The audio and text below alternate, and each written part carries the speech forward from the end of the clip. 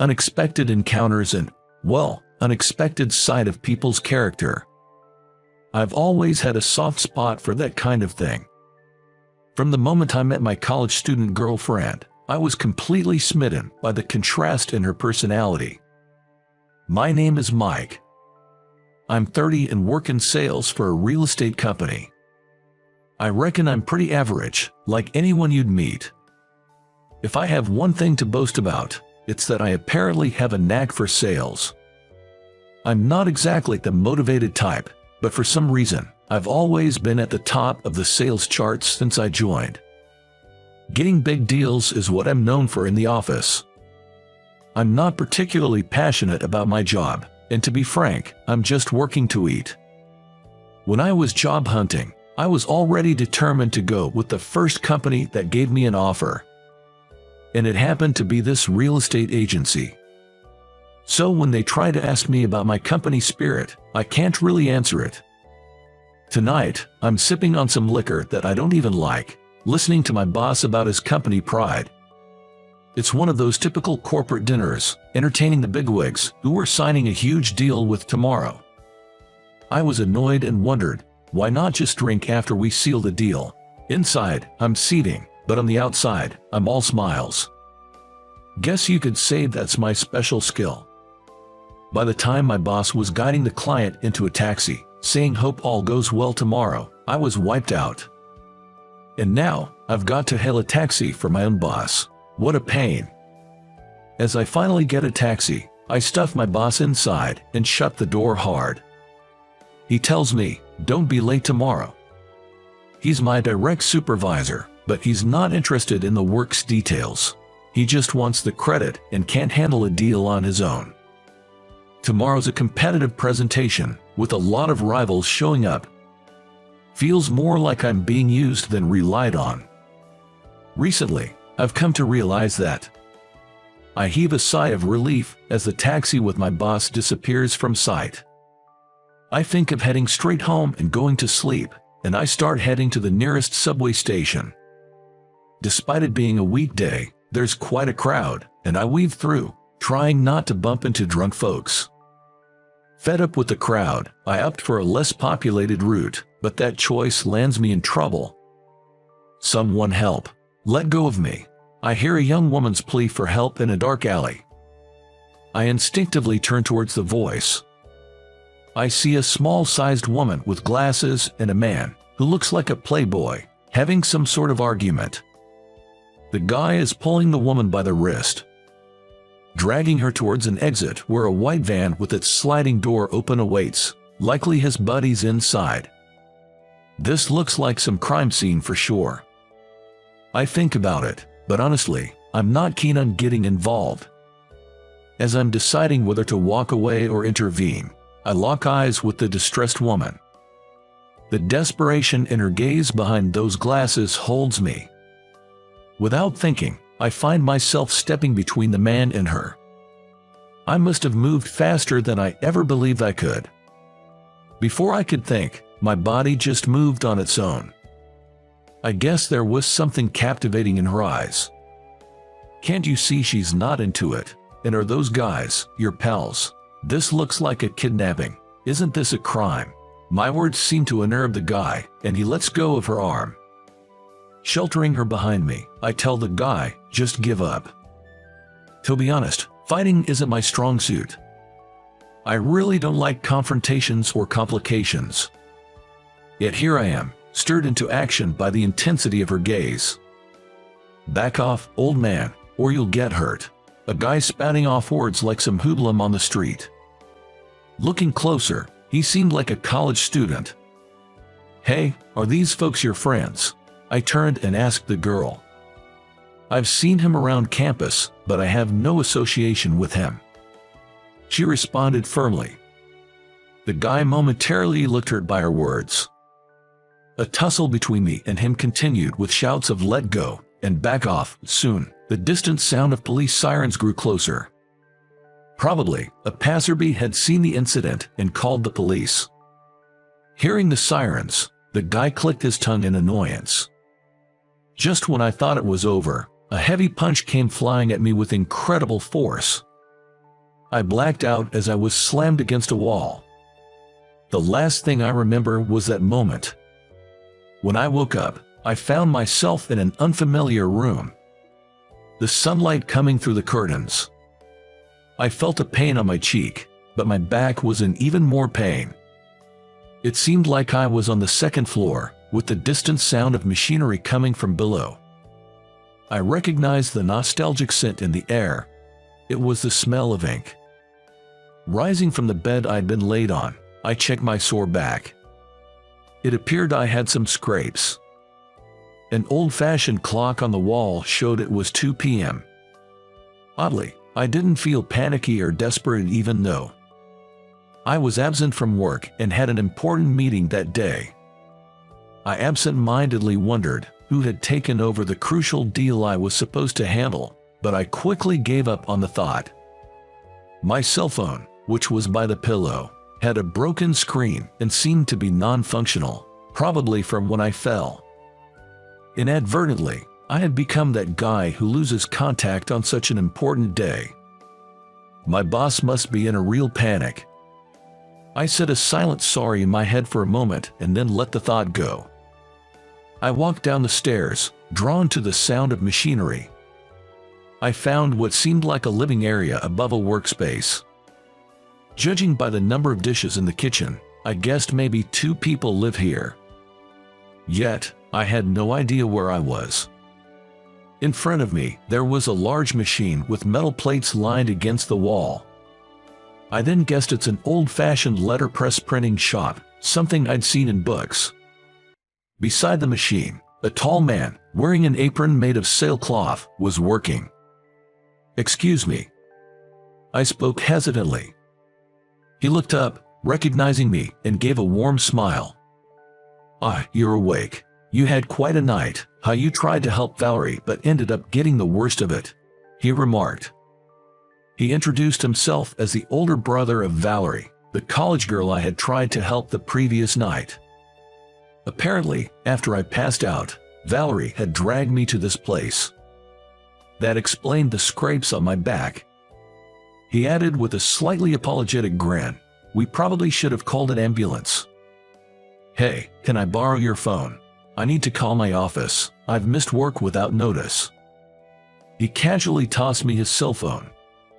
The unlock screen displayed a snapshot of him and Valerie laughing together. They seemed close. The response I got after calling my workplace was a series of angry shouts.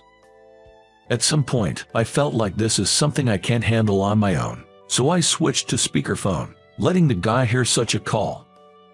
The man, who was a letterpress craftsman, introduced himself as Bob. To begin with, I was told to show up, and I replied yes, then hung up the call. Bob said, "That's impressive." Well, it was a big job after all. What kind of job allows you to get verbally abused? Doesn't make sense, he said, and then went back to his work. I did think he had a point. "So, you got fired." He operated the printing press handle with a loud clang. "Probably a demotion. It's such a pain." Regardless of arriving early at the office, the situation wouldn't get better. That thought made me reluctant to even go to work. After finishing his work, Bob invited me upstairs saying, "Let's grab some lunch." "Hey, is that guy all right? Still unconscious?" Then, a college girl from last night, with plastic bags from a drugstore in both hands, kicked the entrance door open. She probably had to kick it since her hands were full, but she came in quite energetically. "Hey, welcome back. This guy here is either getting fired or demoted because of you." Bob said that with a smirk, and his sister, Valerie, looked pale and dropped the bag she was holding. Then she glared at me. I was taken aback by her intense stare and straightened up, staring back. "I got it. I'll take responsibility. I'll take care of you. Don't worry." Valerie seemed to have a peculiar way of thinking. Bob was laughing his heart out. In the end, I reached the office just before closing time. As soon as I placed my bag on my desk, I was called into the boss's office. Inside, The supervisor, manager, and the CEO were all present. All of them frowned and glared at me. "Because of you, everything's been ruined. Do you realize the loss you've caused the company?" the CEO said in a restrained, angry voice. Both the manager and supervisor nodded in agreement. They probably didn't prepare or go through the documents that would have allowed them to handle the situation without me. They clearly wanted to put all the blame on me. Then the CEO handed me a transfer order. "You're being transferred." I was being sent to a quiet branch office, where only unimportant tasks are handled. "Oh, never mind the transfer. Please accept this instead." I quickly pulled out my resignation letter, which I had kept in my suit's inner pocket, and handed it to the CEO. It was something I had written at that printing shop. The CEO and the manager's faces turned pale when they saw it. There was a commotion in the sales department as their top salesman, me, said he would quit. It seems they planned to demote me temporarily and bring me back to the headquarters once everything's settled. My sudden decision to quit left them scrambling. "Well then, I'll be going. Thank you for everything." As I bowed slightly and tried to leave the CEO's office, the CEO shouted, "Hold him back." The supervisor rushed to grab my arm, leading to a minor scuffle. I was getting really fed up. During the struggle, a small message card fell from my pocket. It was made at the printing shop. As they taught me about the printing process, they made a business card-size message card for me. Embossed with the unique impression of letterpress printing, it read, "I'll take responsibility, Valerie." Looking at the card, a smile crept on my face. "What do you plan on doing after leaving the company? You think other companies will match your current salary?" At the CEO's angered voice, I turned back and gave a bright smile. The sight of my smile left the CEO slightly taken aback. "I think I've secured a permanent job, so I'm good." I felt incredibly refreshed as I stepped out of the boss's office with those words. The next day, I visited the Taggart letterpress printing owned by those siblings. "Please take responsibility," I declared. Valerie, rushing out from the back of the workshop, greeted me with a salute, saying, "Understood." Bob seemed a bit hesitant, but he hired me as a part-timer, and soon I officially joined the printing crew. Bob had an artisan spirit and was a bit quirky. Yet, he's a good guy. You can tell he really cares about his sister, Valerie. Valerie is an unusually conservative college girl for these days. She doesn't wear makeup and has thick glasses, giving her a plain look. But as I worked with her, she surprised me. Once, when ink splattered on her glasses and she couldn't see, we all laughed at her, but when she took off her glasses, I was astonished. Her beautiful almond-shaped eyes were a bright hazel, framed by long lashes. "Do you really have to laugh that much?" she pouted. Her cheeks turned peachy, and she looked simply delightful. Lost in admiration, Bob whispered to me, "She's a beauty, isn't she?" Without realizing, I nodded in agreement, and then felt a strong thud on my back. All the folks in our family are stunning. Seeing Bob smirk, I couldn't help but feel a bit embarrassed. It felt embarrassing, especially since my gaze towards Valerie had clearly changed since she took off her glasses. It was obvious that he had noticed, and it was embarrassing. Then, an incident made me realize the truth of Bob's words. In the evening, Valerie returned from college, holding large paper bags in both hands. "It's my Halloween costume, for a college event," she said. When she returned after changing in her room, I was stunned. Is it weird?" she asked. There she stood, wearing a mini bright red Chinese dress. Her usually hidden legs caught my attention. "Oh, are you interested in outfits like this?" I was about to respond, but felt a pain at the back of my head. Turning around, I found Bob holding a rolled-up magazine. The likely culprit of my sudden headache. "Valerie, it doesn't suit you much. Let's buy another one together later." Bob said, shielding my eyes and speaking gently to his sister. I murmured under my breath, "Protective brother." Of course, the next moment, I felt another thud on my head. "Oh right, sorry, I didn't mean to show something so awkward." Valerie, blushing furiously, dashed to her room. Deep down, I wished I could have seen more. "You're a fast learner, aren't you, Mike?" Valerie commented as we both sat at the workbench, refining imported zinc plates. I'd often find myself admiring her hands even during work. Her delicate fingers meticulously working on the plates looked almost sacred and beautiful. If she didn't wear her glasses, many more would notice her charm. I've always been good with my hands. Even now, Valerie says, "I'll take responsibility," with such sincerity. Bob would just laugh, and at first, I didn't take her seriously. But as the days went by, I realized something. She genuinely wanted to take responsibility. She's sincere, a bit clumsy, and slightly out of touch with the world. But all these traits made me fall for her, without even realizing it. One day, as the three of us were having lunch as usual, there was a feature on historical buildings in downtown New York on TV. I have a passion for historic buildings, and my only hobby on my days off is walking around to see them. As I started explaining the buildings shown on screen to the other two, Valerie leaned in to look me into my face. What's up? Sorry, was I being too loud? I thought I might have been over-talking, and I apologized to Valerie. She shook her head and stood up, saying, "No, that's not it. Hey, what do you really want to do, Mike? Are you staying here just because I said I'd take responsibility?" Confronted by her intense gaze, I couldn't answer immediately. I thought to myself that I shouldn't give a half-hearted reply. "I'll think about it and get back to you." Upon hearing my words, Valerie sat back down, saying, "All right. Mike, I know you hate overthinking stuff, but take some time tonight and really ponder about it." Even though Bob kept his eyes glued to the TV, his words hit me hard. That night, I went home and reflected on what they had said. I realized I had been living life without much purpose.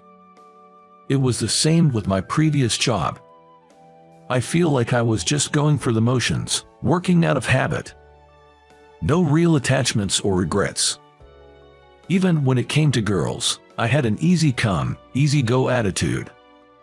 What did I really want to do? I spread a notebook out on the table and began jotting down everything.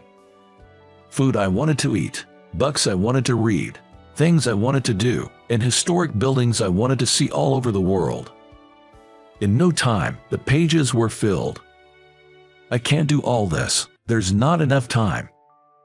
I sighed, looking over the filled pages.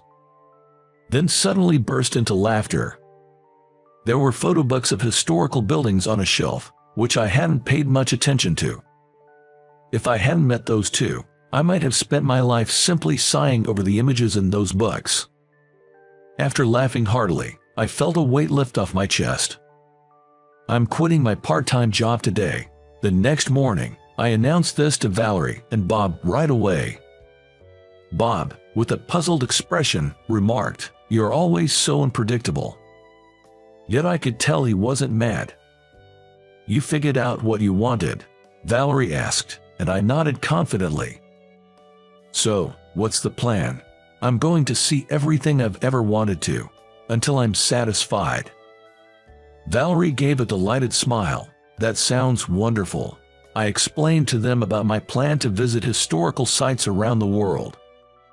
Bob was concerned about the finances, but I had some savings from when I worked at a real estate agency. If I run out, I plan to pick up another part-time job. "Valerie, I'm sorry. I always teased you about taking responsibility. You don't really have to." I apologized Valerie for always teasing by telling her to take responsibility. I thought I should make sure to tell Valerie that she's now free. When I did, Valerie bit her bottom lip and looked up at me. She always makes that expression when she wants to convey something serious. You don't have to apologize. Please don't. Instead, I just want to ask one favor. That's what Valerie said to me.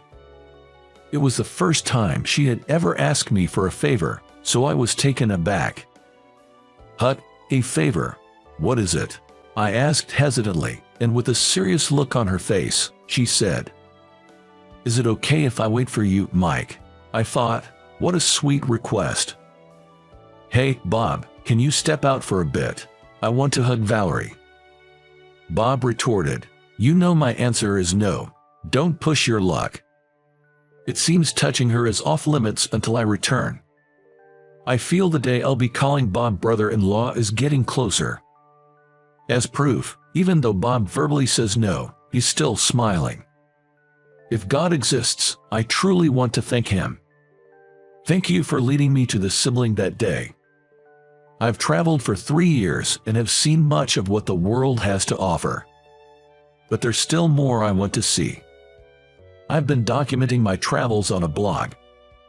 And in doing so, I started getting interview requests and offers to write essays and columns for travel magazines. Now, writing for them has become my job. The rapid change still astonishes me. To keep my promise, I opened the doors of the Tucker print shop. I'm back, sorry for keeping you waiting. Upon my unexpected return, Valerie was in shock. When she realized, she gave a big smile and saluted me. "I've been waiting for you. Welcome back." She ran towards me and hugged me immediately, and of course, I hugged her back tightly. So, what did you think about the story? Subscribing to our channel will motivate us to create more content. Well then, see you in the next video.